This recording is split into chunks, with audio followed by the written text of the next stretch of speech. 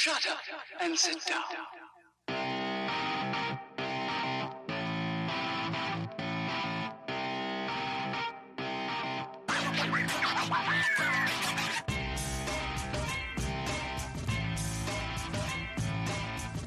Welcome to the Bricks King podcast, where I'm going to bend your ear about Lego, review those amazing bricks of plastic, and discuss what is new and up and coming around the Lego world. I'm your Minifigure host, Matt. Let's bet on it. Welcome in, everybody. How are we doing today? Hopefully you're doing quite well. Today we have our first episode of the new season of Lego Masters that we're going to break down, recap some things, get you caught up. I know we're a little bit late on it. It's been a wild beginning to the season. Anyway, so let's go ahead and get into it. The very first challenge this year for LEGO Masters US for this season, they were making a yacht. And they were putting it on top of this pre-constructed platform that had a little motor and stuff. I don't think it was a Lego motor, but and it would go through this little brick lake. Seems simple enough. You just have to have something that can fit on top of the platform and be steady. So you're talking about width, you're talking about height, you're talking about weight distribution, all kinds of different things. So as we go through this list of what everybody built and, you know, some of the comments that were made and some of the things that I was able to see, this is in no way the order that it was shown on the episode. This is just the order that I have them in. So Sam and Nina, I will say this. Doing the preseason interview with Sam, Nina didn't say but maybe 15 words, but listening to Sam talk and knowing what he is able to do as far as building definitely was one of those teams where I thought, okay, they could be really hard to beat.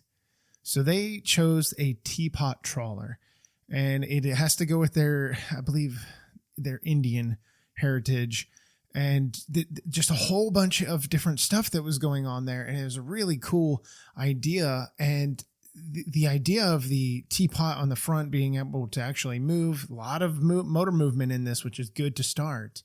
And I love the story about how his grandmother was the inspiration of this build, you know, with the chai tea and stuff like that from his childhood that he remembered very vividly. So I thought that was really, really nice. Amy, one of the judges, if you don't know by now, Amy also mentioned the color pop that it had. There was so much color to it in a whole bunch of different ways. I was just a big fan in the way that they really captured their culture, but also brought in a lot of color. You know, you can easily get caught up in creating something from your culture and using something maybe a little bit more bland as you're trying to, you know, encompass what you're looking into as far as the culture versus bringing in more color as well. So that was a nice compromise, I guess you could say. Poppy and Ben, they are next. These two, oh my dear God, Poppy, he is like everybody's grandfather that doesn't know how to use technology and stuff. The interview was absolutely comical. He reminds me of my grandfather, where you sit down and you ask a question and 25 minutes later you get an answer. The end of the answer, I should say. So that was kind of funny. Ben is a college kid, I think at the University of Virginia. They came up with the idea US fusion. It's supposed to be a nuclear reactor. That was the main focal point of the thing, the build here, with a nuclear reactor spinning, some kind of fission fusion going on here. And it was just like this giant miscolored blueberry. It had a bunch of different Lego blue colors to it, but it looked like a spinning blueberry, and that was it. Like, Amy was somebody that had mentioned that had they not told her what it was, she wouldn't have known. And I wouldn't have known either. Maybe put two and two together at some point, but, you know, unless you're kind of in that, you don't really know. But I definitely feel like it needed something to go along with that. There was a way to encapsulate the idea, just needed something else to go along with it to give that understanding. Allison and Melanie, their ship was called the Musician Ship. It had a giant brick-built octopus that was on the rear deck playing a piano. I thought that was really, really cute looking, really cool. And they had these giant brick-built ukuleles that ran down the side of each ship, or each side of the ship. It was just absolutely magnificent. Just so much character in that. And of course, color popped really well. Tim and Tim, they are the two from Texas. That was too many T's in the same time. I did it again.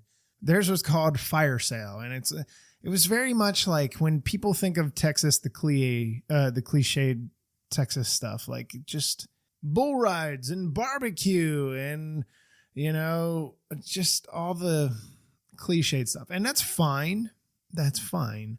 But you're definitely going to need to be able to bring more in the future. I understand this was, the build is about you and them from Texas and whatnot. So, but the judges did mention, that there was a whole bunch of different things in this build, and it was almost too much for the eye. So Jamie especially stressed having a unified idea. Both of you come together, and I'm not saying they didn't come together, but it needs to be more of a focused idea is definitely what they were getting at. So Mike and Brad, they created the Bear Shack. Very blocky looking. Not a whole lot of like depth and things that should be, really, what is the word I'm looking for? Captivating. It looked very much like somebody had taken, if you think about it, 2x2 bricks and just built stanchions on the ends and then in the centers, and then you build a floor, and then you did the same thing. It was blocky, yes, very much so, like Amy had said. Definitely could have benefited from some kind of movement or something a little bit extra just to help push it over the top, just that little bit further. But definitely some building techniques that I was surprised that were used, even though it's early in the competition, just didn't seem to be the most effective. So Karen and Amy were up next, or are up next, I should say, and they did the SOS Mimi. Okay, Mimi meaning a name for a grandmother. Many, many different names for grandmothers that are out there. And that was their ship. They were encapsulating their, I believe, I cannot remember, and I should have made a note on this, that they have a combined 27 grandchildren, I believe. I swear that's what they said. And I believe they said there's 2 more on the way. It's wild. It's absolutely wild if that is 100% the case. Anyway, really large build, really, really large build. It looked like kind of like a shoe, like a boot almost. It was really kind of different. Big yellow build, a whole lot of yellow here. But it was, like I said, a large build. There were lots of little stories that were going on. They tried to capture all of their grandchildren in all of these little, vignettes throughout the build. I think they did a fantastic job doing that. It really turned out to be something kind of exciting to a certain degree. They did go ahead and put it on the platform. They did not float. That thing got put on there and immediately went crash down into the lake. So I feel bad for all 27 grandchildren that may or may not have perished in the brick lake. They're brick versions of them. I'm not being dark here by any means. Next up, we have Jordan and Chris. They did a build called Nightlife, and night meaning, they were very big into the castle theme. And that is what the build was about. They had this large dragon that was on top mixing some tunes, the little DJ dragon going on there. I thought that was kind of cool. And then they had these other dragons on moving around the top of the castle and stuff like that. Little baby dragons. Really, some really cool stuff to go with it. It really worked out well. Sometimes you look at an idea and you're kind of like, but I got to say the castle was built really nice as well. So that was cool to see. Luis and Alex, they are the 2 teachers out of Miami, and they built a teacher's tiki lounge, which any teachers out there, what goes on in lounges. You just do. And it's it's an interesting place for an outsider. Outsider meaning anybody that's not in teaching, anybody that's not, or people that are maybe parents or anybody else, to step inside of one of those. If it was 100% safe, you couldn't take anything that was said out of there, it would be an experience for you. I can promise you that. And you can get some of the best reality content out of that. That should be a TV show right there, a reality show. inside the teacher's lounge. But of course, that would end up in teachers getting fired or something like that, because teachers know how to let their hair down. I will say that. Their build was actually a really rather small build.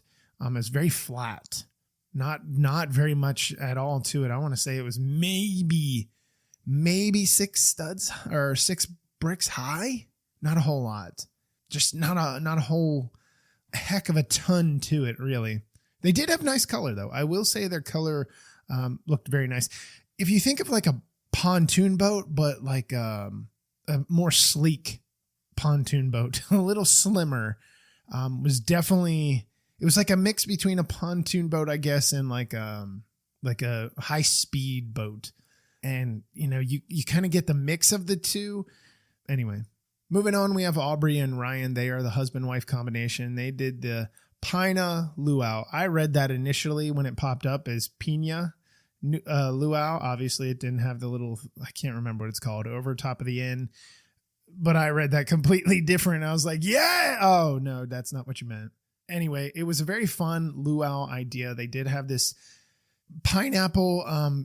Jamie had mentioned, hey, instead of it being so kind of like squatty of a pineapple, he wanted to see it built up more higher.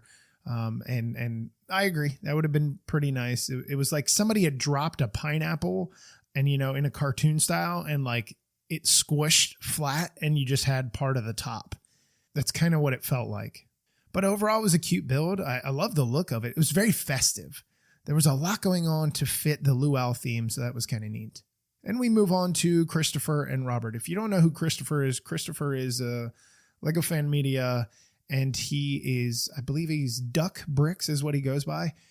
The interview with these two was extraordinary. I was blown away. They are definitely one of those teams that you're going to have to watch out for. We'll talk about that at the end of the episode here, but they are, man, they're just incredible. They did a build called Pitch Party Pagoda Pontoon. I just wanted to make sure I didn't mess that up. There was nice movement to this entire spinning dance floor thing that they had up at the top, where everybody's got $100 Lego bill in their hands and they're just hanging out and stuff like that. There's a whole lot that was going on. I really liked all the little details that they had with minifigs and the design. Just, there was a lot going on with it, but it wasn't to the point of there's too much. Sometimes you've seen builds in the past where there's so much going on and you don't have really, you don't really feel a focal point or a central theme, but they still managed to capture the pitch party just fine. Paul and Nolita, they did the Dairy Ferry, which I thought was really kind of cool. It did crash and Nolita went flying off of the ship onto land. That was kind of funny. They had this big giant character called DJ Shedder, which I thought was kind of sharp. Yeah, I did that. I intentionally wrote it that way too. I loved the large cheese wedge build. That's essentially what it was, DJ Cheddar. And that was really the focus there. It was really kind of neat. Jamie had mentioned, having that dude on, some kind of throne or something like that. That would have been kind of unique as well. Then we move on to Emily and Kelly.